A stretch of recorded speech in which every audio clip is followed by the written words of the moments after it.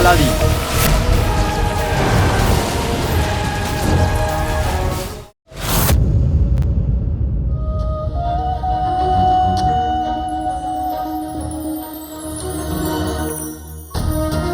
এসো।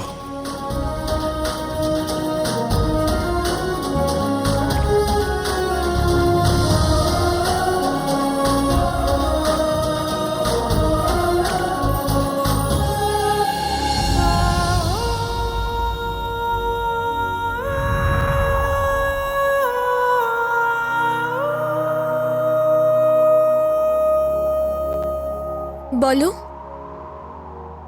তুমি কি বলতে চাইছিলে? সবার প্রথমে আমি ধন্যবাদ জানাতে চাই যে তুমি আমাকে আমার কথাটা বলবার সুযোগ দিলে। তাহলে সত্যিটা শুনবার জন্য তৈরি হয়ে যাও নকলচোর। সেই রাতে অনেক কিছু হওয়ার ছিল। তোমার বাবার সাথে দেখা করবার কথা ছিল, আমাদের একসাথে গুফোর মুখোশ খুলে দেবার কথা ছিল, কিন্তু তোমাকে নিয়ে আমার চিন্তা ছিল নকলচোর। তাই আমি তোমাকে অজ্ঞান করে দিয়েছিলাম, আর আমি একাই গুফোর জাদুর জিনিস রাখার ঘরে চলে গেলাম। সেখানে আমি গুফোকে দেখলাম, সে তার নকল চুলদাড়ি খুলছিল। আর সে যখনই সে তার নকল চুলদাড়ি খুলল, আমি দেখলাম যে আমার সামনে মহামান্য বাদশা দাঁড়িয়ে। আমি ওনার সামনে গেলাম। হ্যাঁ, আমি তো গুফা। উনি গুফোর কণ্ঠস্বরে আমাকে বলতে লাগলো যে উনি আমার বাবার উপরে বিশ্বাসঘাতক হবার অপবাদ দিয়েছিলেন, আর এখন সে আমার মায়েরও প্রাণ নিয়ে নেবে। সে তো আমি পরে জানতে পারলাম, আমার চোখে ধুলো দেওয়া হয়েছিল নকলচোর। ওটা তো আংটির জিন ছিল, যে মহামান্য বাদশার উপরে ভর করে তাকে দিয়ে এসব বলাচ্ছিল। আমি কিচ্ছু বুঝতে পারছিলাম না, আমি কিচ্ছু জানতাম না। আর আমি ভাবলাম মহামান্য বাদশাই আসলে গুফো।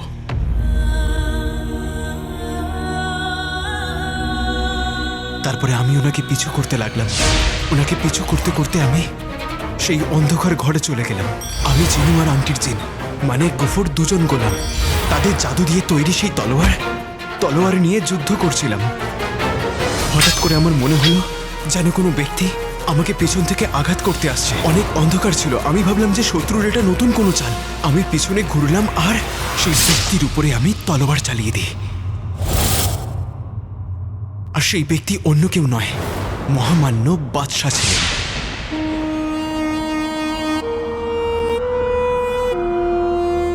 তারপর থেকে আমার মনে হলো যে মহামান্য বাদশাকে আমি খুন করেছি, আর আমি নিজেকে ঘৃণা করতে লাগলাম। সেটা তো আমি পরে জানতে পারলাম যে মহামান্য বাদশাকে তো কেউ খুন আগেই করে দিয়েছে, আর আমার উপরে তার লাশটাকে ফেলে দেওয়া হয়। তারপরে মশাল জ্বলে ওঠে, তুমি আসো, আর তুমি মহামান্য বাদশাকে মাটিতে পড়ে থাকতে দেখো। তুমি ওনার রক্ত দেখো, আর ওনার রক্ত মাখা তলোয়ার আমার হাতে। আর তারপর ব্যাস!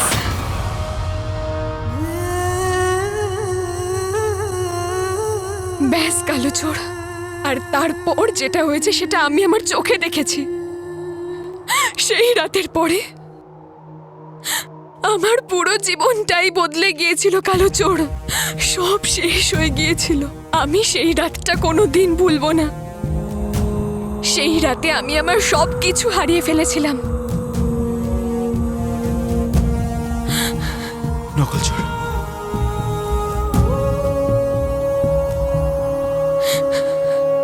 নকলচোর, আমাকে প্রাসাদে নিয়ে চলো কালোচোর।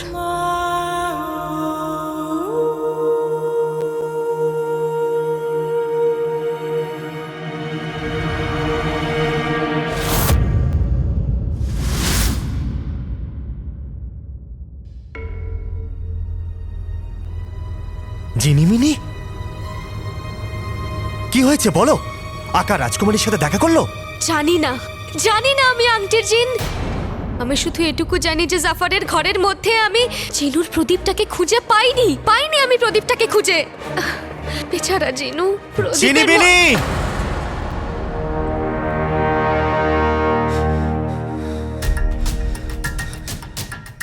তার মানে তুমি জাফরের ঘরে জিনুর প্রদীপ খুঁজতে গেছিলে, তাও আবার একলা, আমাদের কাউকে কিছু না জানিয়ে। তুমি জানো তো আকা জাফরকে দিয়ে তার অন্যায় স্বীকার করাতেই চলেছে, আর এই সময় তুমি এতটা দায়িত্বহীন কি করে হও? যদি তোমাকে কেউ দেখে ফেলতো তাহলে আমাদের বানানো সমস্ত খেলা খতম। কিন্তু কেউ দেখে তো নি।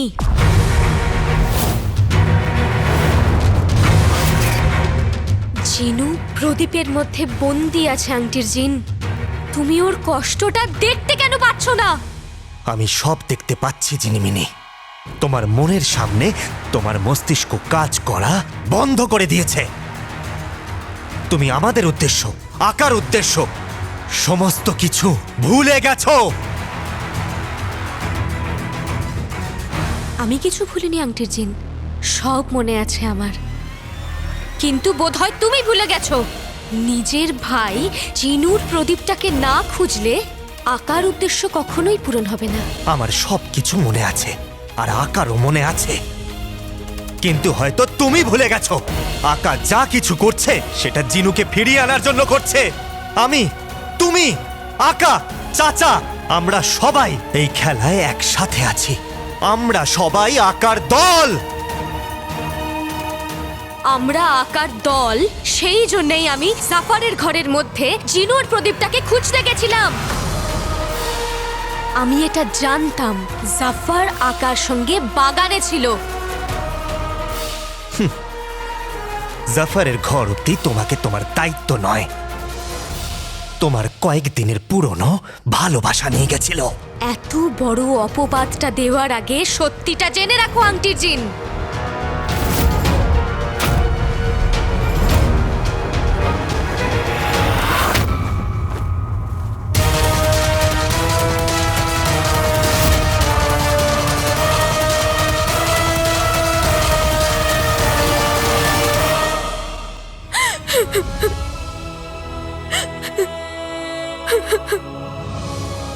আমি জানি সেই যন্ত্রণার সময়গুলোকে মনে করা সহজ ছিল না, কিন্তু তোমাকে সত্যি বলার আর কোনো রাস্তা ছিল না আমার কাছে। আমাকে ক্ষমা করে দিও।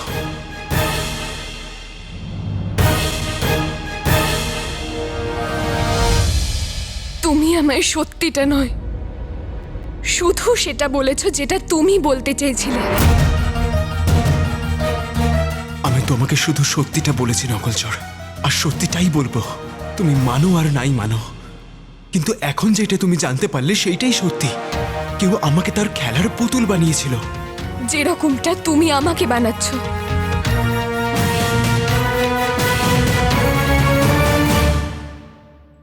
তুমি এক মুহূর্তেই এটা বিশ্বাস করে নিলে যে মহামান্য বাদশাকে আমিই খুন করেছি।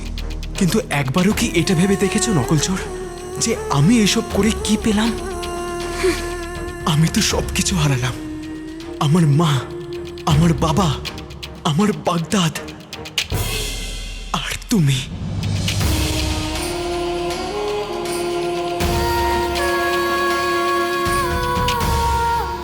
আমার জীবনের তো একটাই উদ্দেশ্য ছিল, যে আমি আমার বাবাকে নির্দোষ প্রমাণ করব।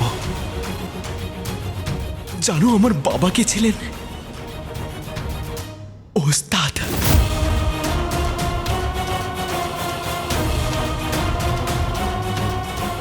যতক্ষণ আমি ওনার সঙ্গে ছিলাম আমি জানতামই না যে উনি আমার বাবা। আর যখন জানতে পারলাম সে তার শেষ নিঃশ্বাস গুনছিল।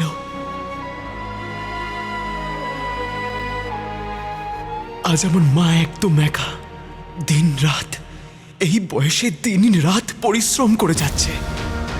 নিজের ছেলে আর স্বামীর জন্য কথা শুনে যাচ্ছে। আমার বাগদাদের মানুষজন আমাকে বিশ্বাসঘাতক আর খুনি মনে করে। আর আমার নকলচর, যার হাসি দেখে আমার দিন শুরু হতো, সে আমাকে ঘৃণা করে। একবার নকলচর তোমার এই ঘৃণাকে একদিকে রেখে শুধু একবার ভাবো যে একজন সৎ মানুষ তোমার বাবাকে তার নিজের খুশিকে কেন খুন করবে?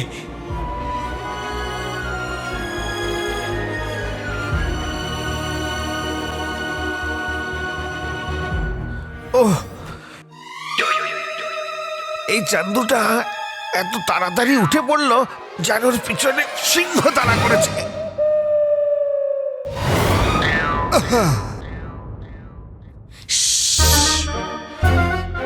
আরে কি আর এই বোকামির গাধাটা তোমাদের বুদ্ধিতে লাথি মেরেছে নাকি যে আমাকে পর্দা দেখাচ্ছ? আর ওই চান্দুর বাচ্চাটা কোথায়? বললো চান্দু নয়, চান চাঙ্গেজি। আর আমি এদের দুজনের ঝগড়ার আওয়াজ শুনতে শুনতে তাড়াতাড়ি গিয়ে উপরে উঠলাম। আমার ১,৫০০ বছরের অভিজ্ঞতা বলছে যে ক্রোধ আর আবেগের তরবারিকে ইন্দ্রিয়ে আনাটা খুবই গুরুত্বপূর্ণ। তাহলে তোমরা দুজনে এখানে দাঁড়িয়ে দাঁড়িয়ে চিৎকার করে করে কেন ঝগড়া করছিলে? আসলে আমি জাফারের ঘরের মধ্যে চিনুর প্রদীপটা খুঁজতে গেছিলাম। কি?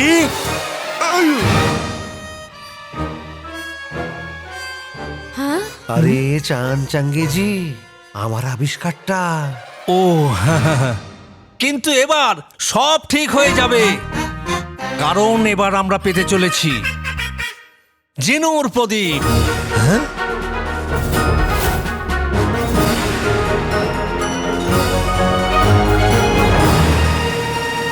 কিভাবে?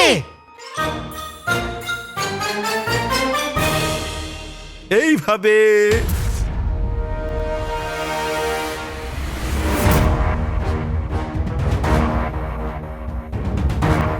আমার নতুন আবিষ্কার সত্যের হাতিয়ার। এর থেকে কিছু লুকিয়ে রাখা সম্ভব নয়।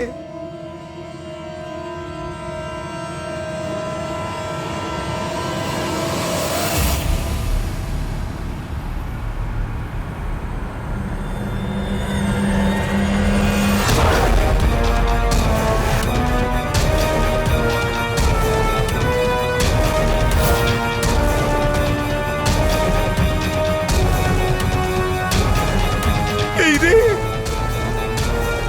কি হলো বুলবুল কাকা? এখন অবধি তো হয়নি, তবে হতে পারে। তোমাদের তিনজনের সত্যতা সবার সামনে আসতে পারে। যদি এইটা কোনো ভুল হাতে পড়ে তাহলে। বকবক করা বন্ধ করো বককুব। আমি বলতে চাইছি বললু, পরিষ্কার করে বলো কি বলতে চাও। এই সত্যের হাতিয়ারটার কিন্তু দুটো দিক আছে। প্রথম, এটা পড়ার পর বন্ধ দরজার পিছনে লুকিয়ে থাকা জিনিসটাও সহজেই দেখা যায়, যেমন প্রদীপের জিনের প্রদীপটা। আর দ্বিতীয়, তোমরা তিনজনে মানুষ নয়, জিন। এটাকে খুব সাবধানে রাখতে হবে।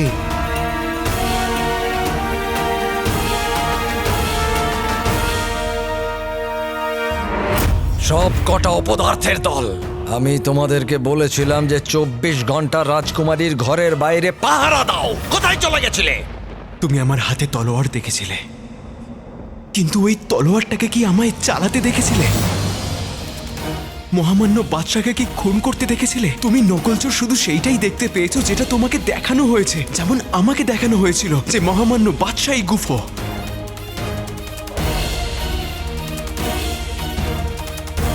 কেউ তো আছে নকলচোর, যে তোমার আমার পুরো বাগদাদের চোখে ধুলো দিয়েছে।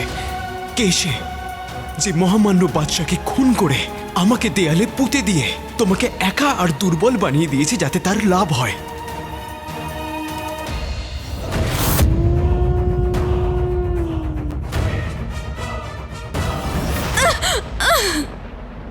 আমি জানি নকলচোর সে কে।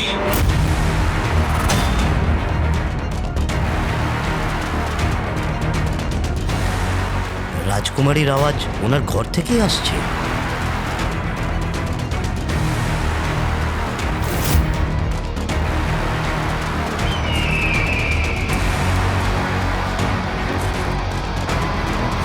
আমি যাচ্ছি নকলচোর, কিন্তু আমি একটা অনুরোধ করতে চাই।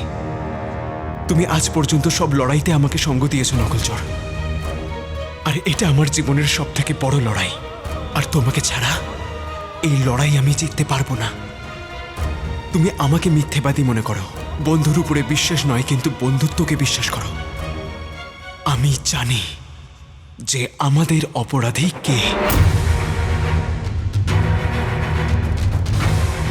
আমি তার নাম বলবো, কিন্তু সব প্রমাণ জোগাড় করবার পর। আমি নির্দোষ নকলচোর, না আমি মিথ্যেবাদী ছিলাম, না আমার বন্ধুত্ব। আর না আমার ভালো।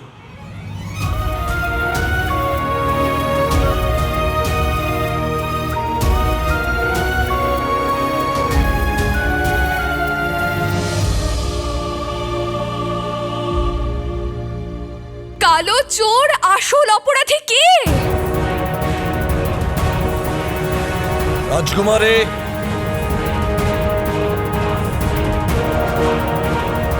খুব তাড়াতাড়ি। কালো চোর, কালো চোর, কালো রাজকুমারী ইয়াসমিন,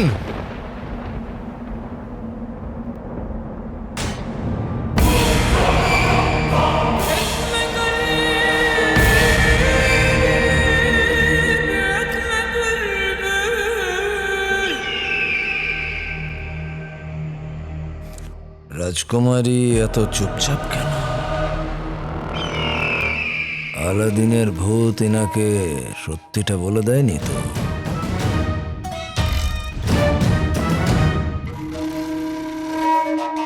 রাজকুমারী, আপনি এখানে আসলে আমার আপনাকে নিয়ে একটু চিন্তা হচ্ছিল। আমি খুব দুশ্চিন্তায় আছি, কিচ্ছু বুঝতে পারছি না ওয়াজিরে আলা। এই মাত্র আমি জানতে পারলাম যে বাবা আলাদিনের সাথে গুফুর ছদ্মবেশে দেখা করেছিল,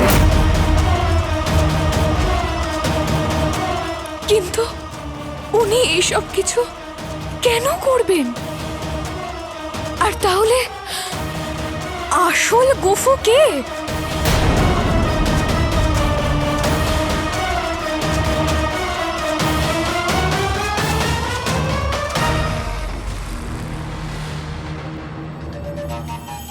তার মানে আমার আশঙ্কাটাই সত্যি, এই খবিজ রাজকুমারী পর্যন্ত পৌঁছেই গেল। Welcome to bitten world. How may assist you? নতুন ফ্ল্যাটের জন্য একটা স্ট্যান্ড ফ্যান আর কুলার নেব। এই পচা গরম থেকে একটু স্বস্তি চাই। বাজার চলতে সব ব্র্যান্ড তো আর ভরসাযোগ্য নয়। তার জন্য তো আমাদের ফ্যান আছে, all purpose bullet table fan, ceiling fan. আমাদের সিলিং ফ্যান কিন্তু 30 মাসের ওয়ারেন্টি সহ পাওয়া যায়। আছে ফারাটা 2 বছরের ওয়ারেন্টি, 17 থেকে 20 মিটার এয়ার ফ্লো, মধ্যবিত্তের সাধ্যের মধ্যে একমাত্র ভরসাযোগ্য ব্র্যান্ড বিটেন। আমাদের কুলারের কিন্তু অনেক range, 45 litres, 50 litres, 70 litres, 90 litres, 110 litres. Honeycomb সহযোগে বিটেনের সব কুলারের ওয়ারেন্টি 1 বছর। চেনা হাওয়ায় অচেনা অনুভূতির জন্য একমাত্র আদর্শ বিটেন। গরমে স্বস্তি পেতে বিটেনের ফ্যান হোক বা কুলার, আজই আনুন বাড়িতে। Beaten, digitally years.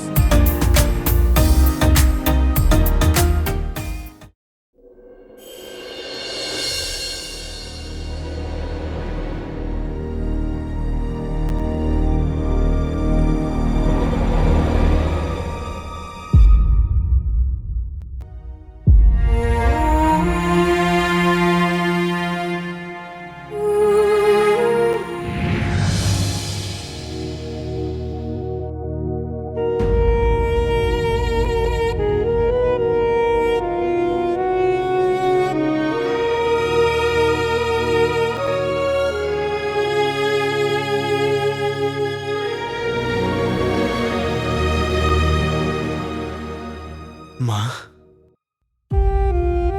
আমি যদি তোমার সামনে আসতে পারতাম, তোমার কোলে মাথা রেখে যদি ঘুমোতে পারতাম,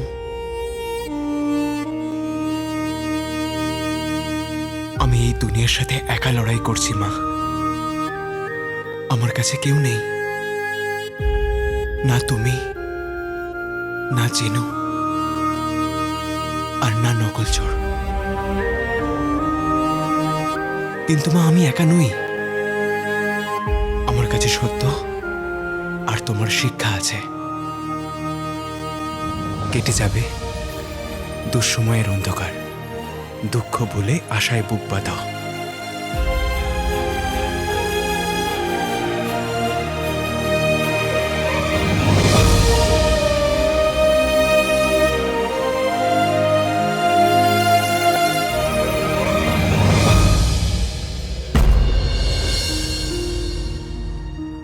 কাকি, আমি তোমার জন্য দুধ এনেছি। কাকি, এই দুধটা খেয়ে নাও তাড়াতাড়ি। কাকি তুমি তো বলো, যা ঘটে তা ওপরওয়ালার ইচ্ছেতেই ঘটে, আর ভালোর জন্যই ঘটে। তাহলে আজও এটাই ভেবে নাও, সবসময় ওনার উপর বিশ্বাস রেখেছ, আজও রাখো। আর এটাও জানো যে আমি সবসময় তোমার সাথে আছি, তোমার গুল্লু সবসময় তোমার সাথে আছে।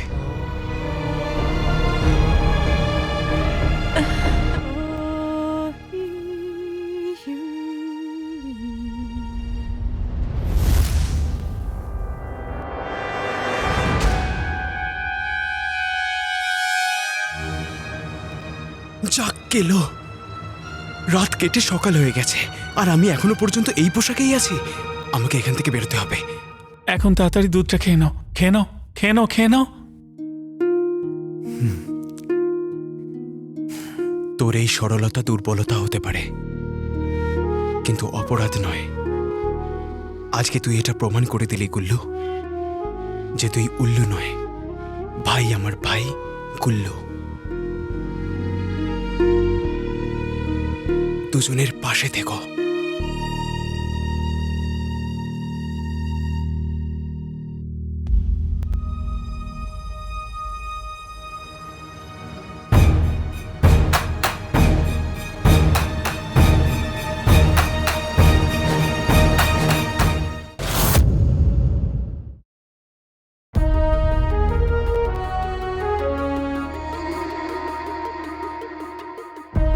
আলাদিন থেকে আমি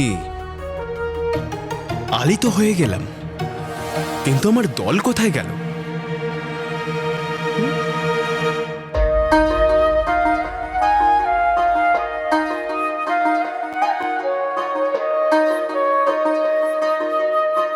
গতকালকে তো আমার একটা লাভ হয়েছে।